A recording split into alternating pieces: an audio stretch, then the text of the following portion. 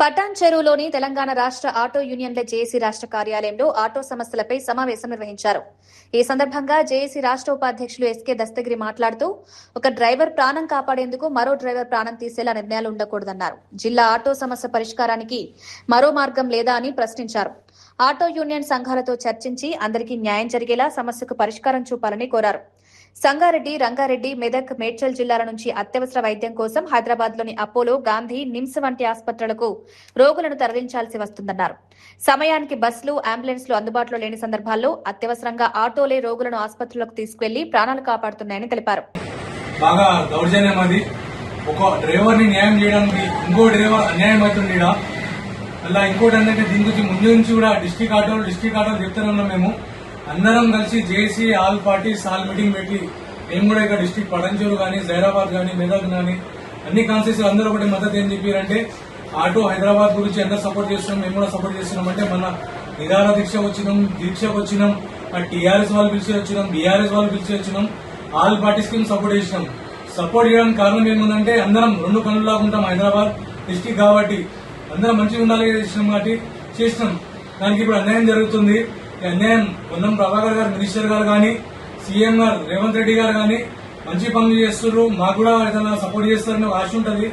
ఆశకు డ్రైవర్స్ కి రెండు కళ్ళు ఉన్నారు కాబట్టి సీఎం గారి దృష్టి కూడా తీసుకెళ్తాం. మేము మన సీఎం గారి గురించి మేము సంగారెడ్డి వచ్చినాము, ఒక లెటర్ ఇద్దామని ట్రై చేసినాము.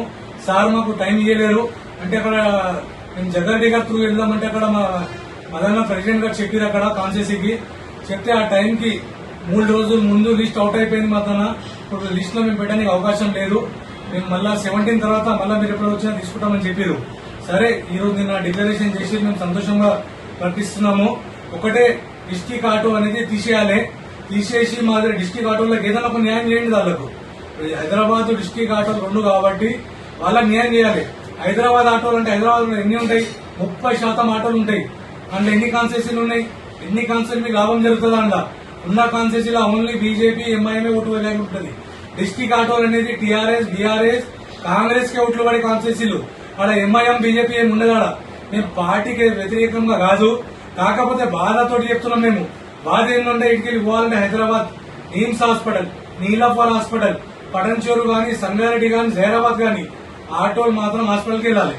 వెళ్ళాలంటే వీళ్ళకి ఇప్పుడు మీరు జీహెచ్ఎంసీ కాన్సెసీ ఎట్లా పెంచుకుంటారు, మున్సిపాలిటీ కాన్సెసీ ఎట్లా పెంచుకుంటారు, ఎమ్మెల్యే కాన్సెసీ ఎట్లా పెంచుకుంటారు? దీని మీద ఒక దృష్టి పెట్టి మాకు కూడా ఒక న్యాయం చేయాలి. మేము కూడా ఫస్ట్ వీక్ వరకు మేము కూడా ఎదురు చూస్తున్నాం. మీకు మాకు న్యాయం జరుగుతుందని మాకు నమ్మకం ఉంది.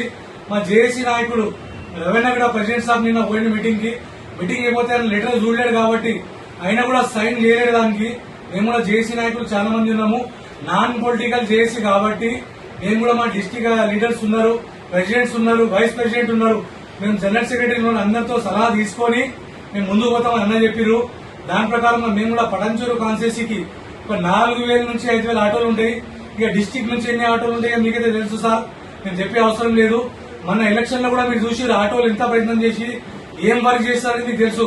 లాక్డౌన్ లో కూడా అంబులెన్స్ గానీ, డ్రైవర్స్ హాస్పిటల్ లో గానీ, ఇంటికాడ ఉన్నా గానీ మా ఆటోలు ఎమర్జెన్సీ లాగా 108 కన్నా ముందు ప్రతి ఆటో, కోవిడ్ వచ్చిన ఆటో పెట్టినాం మేము, డెలివరీ పేషెంట్ ఉన్న ఆటో పెట్టినాం మేము. వాళ్ళకన్నా డబ్బులు ఇచ్చినా డబ్బులు ఇవ్వకపోయినా ప్రతి దానికి వెంబడి ఉంటాం. ఇప్పుడు రేపటి నుంచి మేము కూడా ఫస్ట్ తర్వాత మా డిస్ట్రిక్ట్ ఆటోలని ఇక్కడ రానియమని, ఫైన్ వేస్తామని మళ్ళీ ఏదైనా ప్రయత్నం చేస్తే చోటా మోటా లీడర్లు చెప్తున్నారు हम जीत गए भाई, हम कर दिए भाई, एम जीत गए कर दिए, कुछ भी नहीं होता.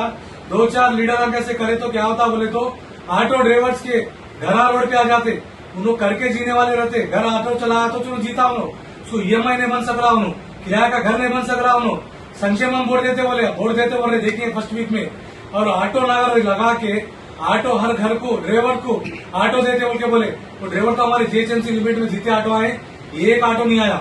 पटनचोर कॉन्स्टिट्यूंसी में कांग्रेस गवर्नमेंट आने के बाद 24 महीने से 30 महीने हो गए हमारे पास पटनचोर ऑटो रजिस्ट्रेशन नहीं है. ऑटो लेके उन लोग टीआर का ऑटो घर के पास रख ले रहे. फाइनेंस वाला आता, फाइनेंस नहीं बन रहे, गाड़ी ले लेके चले आता. उन्होंने लगाई सो पैसे भी चले आते. और ऑटो को उसी हालत में लाते उन लोग ग्रुप में उठा के लाते.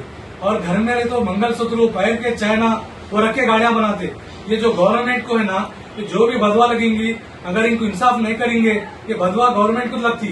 वो बदवा नहीं लगना बोले तो उनको क्या करना है, उनको क्या इंसाफ करना है. जेएसी के जो भी लीडर्स है सबको बुलाना, ऑल पार्टीज को भी बुला लो, हम किसी को लीडर को नहीं बोल के नहीं बोल रहे, लेकिन जेएसी के हर डिस्ट्रिक्ट के लीडर को बुला के उन्ना से मशवरा करके उन्ना क्या कर सकते, उन्ना क्या करे तो फायदा होता, वो हिसाब में काम करना। जय ऑटो, जय ऑटो, जय ऑटो, जय ऑटो।